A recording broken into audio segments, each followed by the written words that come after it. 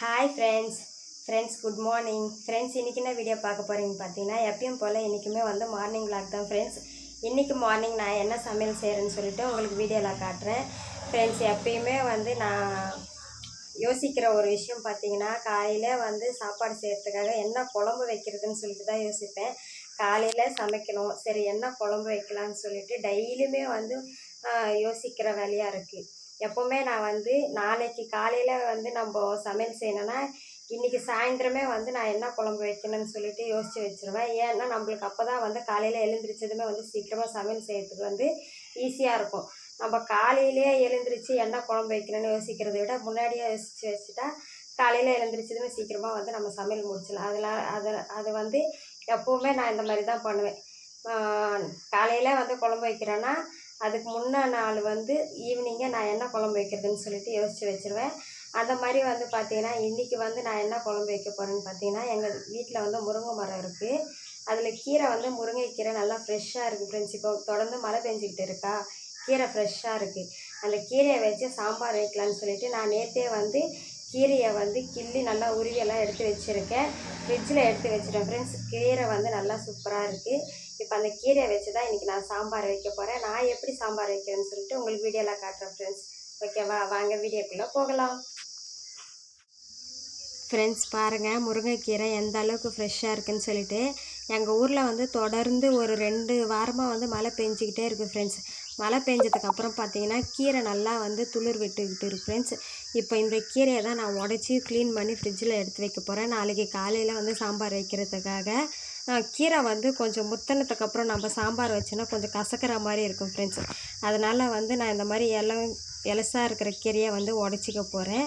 இந்த கீரை சாம்பார் வச்சோன்னா டேஸ்ட்டு சூப்பராக இருக்கும் ஃப்ரெண்ட்ஸ். நான் வந்து கீரையை வந்து நல்லா நேற்று வந்து க்ளீன் பண்ணி ஃப்ரிட்ஜில் எடுத்து வச்சுட்டேன். இப்போ தேவையான அளவுக்கு நான் வந்து கீரை எடுத்து நல்லா வந்து தண்ணியில் போட்டு அலசி எடுத்து வச்சுருக்கேன். கீரையை வந்து நம்ம சாம்பாரில் கொஞ்சமாக தான் சேர்த்துக்கணும், நிறைய சேர்த்தாலும் வந்து நல்லா இருக்காது. நான் ஒரு கைப்பிடி அளவுக்கு வந்து கீரையை வந்து நல்லா அலசி எடுத்து வச்சுருக்கேன் ஃப்ரெண்ட்ஸ். நான் வந்து சாம்பாருக்கு சைடிஷாக பார்த்தீங்கன்னா காலிஃப்ளவர் பகடா தான் போட போகிறேன். அதாவது வந்து காலிஃப்ளவர் 65 தான் செய்ய போகிறேன். நான் வந்து சாம்பார் வைக்கிறமே சரி இதுக்கு சைடிஷாக என்ன செய்யலான்னு சொல்லிட்டு யோசிக்கும்போது எனக்கு வந்து காலிஃப்ளவர் வீட்டில் இருந்தது ஞாபகம் வந்துருச்சு. சரி இதை வச்சு நம்ம வந்து காலிஃப்ளவர் பகடாவாக செஞ்சு கொடுத்துடலாம் அப்படின்னு சொல்லிட்டு நான் காலிஃப்ளவரை வந்து சின்ன சின்னதாக இந்த மாதிரி கட் பண்ணி எடுத்து வச்சுருக்கேன். இதை வந்து நம்ம சுடுதண்ணி காய வச்சு அதில் சேர்த்துக்கலாம்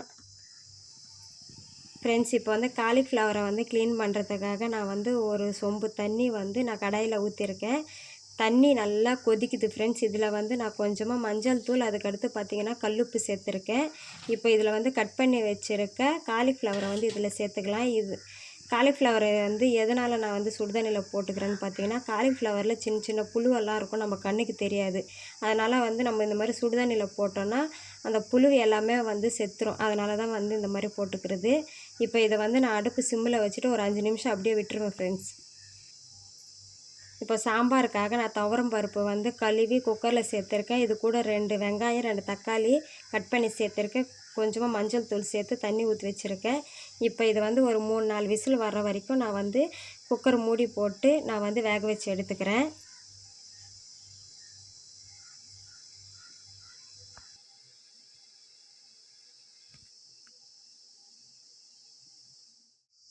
காலிஃப்ளவர் 65க்கு வந்து நான் மசாலா வந்து மிக்ஸ் பண்ண போகிறேன். இதில் நான் என்னென்ன சேர்த்துருக்கேன்னு பார்த்தீங்கன்னா 2 ஸ்பூன் கடலை மாவு, 2 ஸ்பூன் மைதா மாவு, 2 ஸ்பூன் கார்ன்ஃப்ளவர் சேர்த்துருக்கேன். அதுக்கடுத்து பார்த்தீங்கன்னா கொஞ்சமாக சால்ட்டு, மிளகாய்த்தூள் சேர்த்துருக்கேன். அப்புறம் இஞ்சி, பூண்டு, புதினா, கொத்தமல்லி, பச்சை மிளகா, சோம்பு இது எல்லாத்தையுமே மிக்சியில் நல்லா அரைச்சிட்டு அது வந்து ஒரு 2 ஸ்பூன் அளவுக்கு வந்து இதில் சேர்த்துக்கிட்டேன். இப்போ இதில் கொஞ்சமாக தண்ணி சேர்த்து நல்லா மிக்ஸ் பண்ணிவிட்டு நான் வந்து உங்களுக்கு காட்டுறேன் ஃப்ரெண்ட்ஸ்.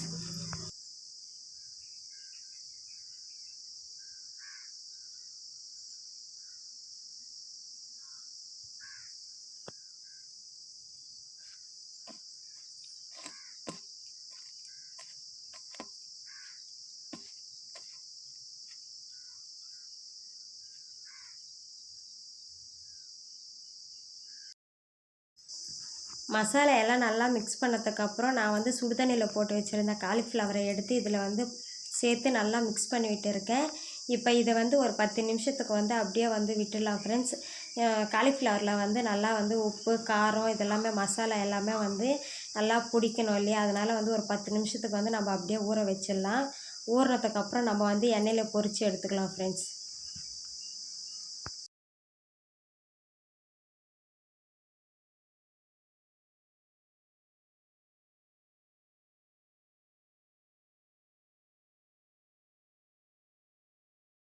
ஃப்ரெண்ட்ஸ் நான் வந்து சாம்பார் தாளித்து விட்டுட்டேன். சாம்பார் கொதிச்சுக்கிட்டு இருக்குது. நான் வந்து வீடியோ மறந்துட்டேன் ஃப்ரெண்ட்ஸ் எடுக்கிறது. நான் வந்து பார்த்தீங்கன்னா பருப்பு வெந்ததுக்கப்புறம் அதில் வந்து கொஞ்சமாக கல்லுப்பு மிளகாய்த்தூள் சேர்த்துட்டு நல்லா மத்து போட்டு கடைஞ்சிட்டேன் ஃப்ரெண்ட்ஸ். அதுக்கடுத்து கொஞ்சமாக வந்து புளி தண்ணி சேர்த்துக்கிட்டேன். அதுக்கடுத்து பார்த்தீங்கன்னா கடாய் வச்சு எண்ணெய் ஊற்றி எண்ணெய் காஞ்சதுக்கப்புறம் கடுகு உளுந்து சேர்த்துக்கிட்டேன். கடுகு வந்து அதாவது பொரிஞ்சதுக்கப்புறம் 2 காஞ்ச மிளகா, அப்புறமா சோம்பு, சீரகம், பூண்டு, கருவேப்பிலை இதெல்லாமே சேர்த்துட்டு அப்புறம் கடைஞ்சி வச்சுருந்த பருப்பை வந்து இதில் சேர்த்துக்கிட்டேன். தேவையான அளவுக்கு தண்ணியும் சேர்த்து இப்போ வந்து சாம்பார் கொதிச்சுக்கிட்டு இருக்குது. இப்போ வந்து அலசி வச்சுருந்த இந்த கீரையை வந்து சாம்பாரில் சேர்த்துக்க போகிறோம் ஃப்ரெண்ட்ஸ். கீரை சாம்பார் வந்து ரெடி ஆகிடுச்சு. அதுக்கடுத்து பார்த்தீங்கன்னா காலிஃப்ளவர் 65 நான் பொரித்து எடுத்துட்டேன். நான் வந்து வீடியோ எடுக்க முடியல ஃப்ரெண்ட்ஸ். நான் வந்து வீடியோ எடுத்துக்கிட்டே வந்து சமையல் பண்ண முடியாது இல்லையா, அதுவும் வந்து காலிஃப்ளவர் 65 போடும்போது எண்ணெய் பக்கத்தில் வந்து ஃபோன் வச்சுக்கிட்டு என்னால் ஒரு கையில் ஃபோனும் ஒரு கையில் வந்து காலிஃப்ளவரை வந்து 65 போட முடியாது. அதனால் வந்து நான் வீடியோ எடுக்கலை. நான் வந்து என்னோடய ஹஸ்பண்டுக்கு வந்து லஞ்ச் பாக்ஸ் கட்டி கொடுத்துட்டு அவர் வேலைக்கு கிளம்பி போயிட்டார். இப்போ வந்து குழந்தைங்களுக்கு தான் நான் வந்துட்டு லஞ்ச் பாக்ஸ் கட்ட போகிறேன் ஃப்ரெண்ட்ஸ். காலிஃப்ளவர் 65 பார்த்திங்கன்னா சூப்பராக ரெடி ஆகிடுச்சு ஃப்ரெண்ட்ஸ். என்னோடய ஹஸ்பண்டுக்கும் நான் வந்து கொடுத்து விட்டுட்டேன். அவர் எடுத்துகிட்டு போயிட்டார். இப்போ இங்கே இருக்கிறது வந்து குழந்தைங்களுக்கு வந்து இப்போ லஞ்ச் பாக்ஸ் கட்டுறதுக்காக ஃப்ரெண்ட்ஸ் எடுத்து வச்சுருக்கேன். பாருங்கள் சூப்பராக இருக்குது.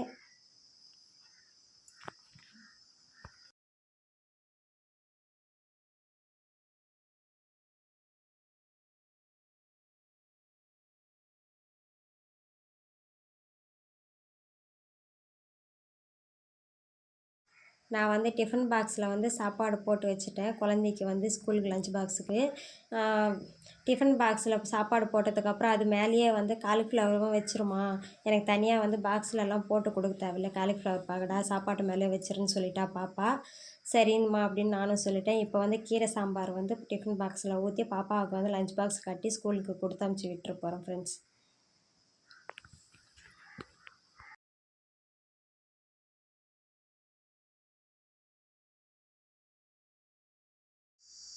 ஃப்ரெண்ட்ஸ் சமையல் வேலை முடிச்சிட்டேன். குழந்தைங்களையும் வந்து ஸ்கூலுக்கு ரெடி பண்ணி அவங்க லஞ்ச் பாக்ஸ் கட்டி ஸ்கூலுக்கும் அனுப்பிச்சி விட்டுட்டேன் ஃப்ரெண்ட்ஸ். இதுக்கடுத்து வந்துட்டு வீட்டில் இருக்கிற வேலையெல்லாமே பார்க்கணும். இன்றைக்கி எங்கள் வீட்டில் என்ன சமையல்னு சொல்லிட்டு இங்கே பார்த்துருப்பீங்க ஃப்ரெண்ட்ஸ். அதுக்கடுத்து வந்து நான் அடுத்தடுத்து என்னென்ன வேலை செய்கிறேன்னு சொல்லிட்டு உங்களுக்கு வீடியோவில் காட்டுறேன் ஃப்ரெண்ட்ஸ். ஓகேவா ஃப்ரெண்ட்ஸ்? நான் வந்து இப்போ துணி எல்லாத்தையுமே துவைச்சி அலசி எடுத்துகிட்டு வந்து காய போட்டுட்டேன். அப்புறமா பார்த்தீங்கன்னா 2 பெட்ஷீட்டுமே இன்றைக்கி துவைச்சி காய வச்சுருக்கேன் ஃப்ரெண்ட்ஸ். தொடர்ந்து மழை பெஞ்சிக்கிட்டே இருக்கேன். டெய்லி பெட்ஷீட் யூஸ் பண்ணுறோமா, அது வந்து பேட் ஸ்மெல் அடிக்குது. நான் வந்து வாரத்தில் ஒரு டைம் மட்டும்தான் பெட்ஷீட் எல்லாமே துவைச்சி காய வைப்பேன். டெய்லியெல்லாம் என்னால் பெட்ஷீட் துவைக்க முடியாது. அதனால் வாரத்தில் ஒரு டைம் மட்டும் நான் பெட்ஷீட்டை துவைச்சி காய வைப்பேன். இன்றைக்கி 2 பெட்ஷீட்டு மட்டும்தான் துவைச்சி காய வச்சுருக்கேன். இன்னமும் பெட்ஷீட் இருக்குது. அதை நாளைக்கு தான் ஃப்ரெண்ட்ஸ் துவைச்சி காய வைக்கணும். ஃப்ரெண்ட்ஸ் உங்களுக்கு ஒன்று நான் காட்டுட்டா, இங்கே பாருங்கள், எங்கள் செம்பருத்தி செடியில் வந்து செம்பருத்தி பூ பூத்துருக்கு. இது வந்து ரோஸ் செம்பருத்தி ஃப்ரெண்ட்ஸ். போன வருஷம் வந்து ஒரு 4 பூவா இல்லை 5 பூவா பூத்துது. அதுக்கடுத்து பார்த்திங்கன்னா இந்த வருஷத்தில் பார்த்திங்கன்னா இந்த ஒரு பூ தான் ஃப்ரெண்ட்ஸ் இப்போ பூத்துருக்கு. அதாவது வந்து மொட்டு விட்டு பூ வர்ற ஸ்டேஜில் பார்த்திங்கன்னா மாடு ஃபுல்லாகவே மேய்ஞ்சிருது ஃப்ரெண்ட்ஸ்.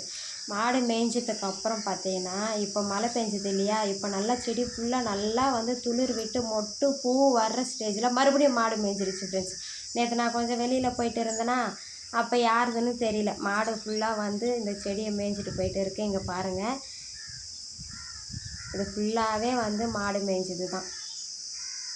ஆனால் அந்த பூ மட்டும் விட்டுட்டு போயிருக்கு. அந்த பூ இன்றைக்கி பூத்துருச்சு ஃப்ரெண்ட்ஸ். இன்றைக்கி இந்த பூவை வந்து எங்கள் வீட்டில் இருக்கிற சாமி படத்துக்கு நான் வைக்க போகிறேன். ரொம்ப சந்தோஷமாக இருக்குது ஃப்ரெண்ட்ஸ்.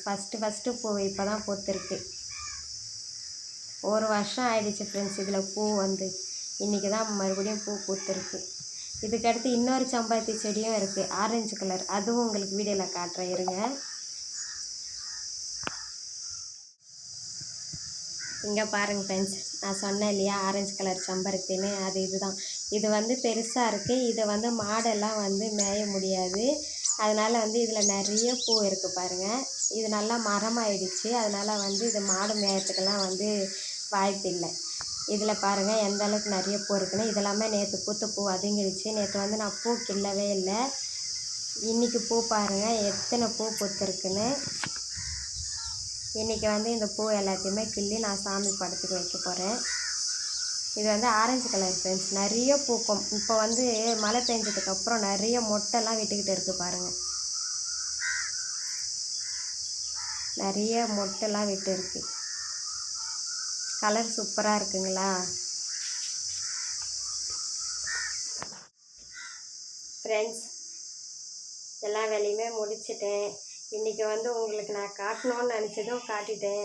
நீங்களே பார்த்துருப்பீங்க செம்பருத்தி செடியில் எந்த அளவுக்கு நிறைய பூ பூத்துருக்குன்னு. மழை பெஞ்சதுக்கப்புறம் பார்த்தீங்கன்னா செடியில் வந்து நிறைய மொட்டு விட்டு பூ வந்து வர ஸ்டார்ட் பண்ணிடுச்சு ஃப்ரெண்ட்ஸ். பார்க்குறதுக்கு வந்து மனசுக்கு ரொம்ப சந்தோஷமாக இருக்குது. காலையில் வந்து இந்த மாதிரி வந்து நம்ம வீட்டில் இருக்கிற செடியில் வந்து பூ விடுறத பார்க்குறதுக்கு வந்து பூக்கிறது பார்க்குறதுக்கு ரொம்ப சந்தோஷமாக இருக்குது. எவ்வளோ பூ இருக்குது பாருங்கள் ஃப்ரெண்ட்ஸ். இனிமேல் வந்து எங்கள் வீட்டில் வந்து டெய்லி சாமி ஃபோட்டோக்கு பூ வந்து வைக்கிறதுக்கு பஞ்சமே கிடையாது ஃப்ரெண்ட்ஸ். இனிமேல் வந்து செம்பருத்தி பூ நிறைய வரும். இனிமேல் வந்து எங்கள் வீட்டில் சாமி படத்துக்கு எல்லாமே வந்து நாங்கள் பூவெல்லாம் வச்சு அலங்காரம் பண்ணி விடுவோம் ஃப்ரெண்ட்ஸ். ஓகே ஃப்ரெண்ட்ஸ், இந்த வீடியோ உங்களுக்கு பிடிச்சிருக்குன்னு நம்புகிறேன்.